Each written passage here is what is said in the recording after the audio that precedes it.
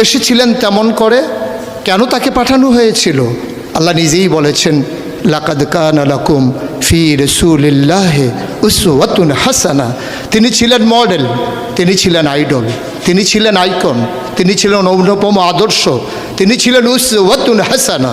তিনি গোটা মানব জাতির জন্যে সকাল থেকে সন্ধ্যা, রান্নাঘর থেকে সংসদ ভবন, তার জীবনের ব্যক্তি জীবন, পারিবারিক জীবন, সমাজ জীবন, রাষ্ট্রীয় জীবন, অর্থনৈতিক জীবন, ইন্টারন্যাশনাল রিলেশন, সকল ক্ষেত্রে তিনি ছিলেন আদর্শ, তিনি ছিলেন মডেল, তিনি ছিলেন আইকন।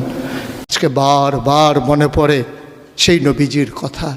তিনি যদি আজকে আসতেন কোনো একটা ভূখণ্ডে, আমরা যদি দৌড়ে দৌড়ে তার কাছে যেতে পারতাম, গোটা মানবতা যদি বলতে পারতাম মুক্তি চাই, স্বাধীনতা চাই, ভোটের নিচ থেকে জীবন চাই, তিনি হয়তো আঁকড়ে ধরে বলতেন এখানেই শান্তি, চলে এসো উদখুলু ফিস-সিলমি কাফা, তাহলেই তোমাদের জন্য প্রশান্তি, তাহলেই তোমাদের জন্য মৃত্যুর, স্বাভাবিক মৃত্যুর গ্যারান্টি।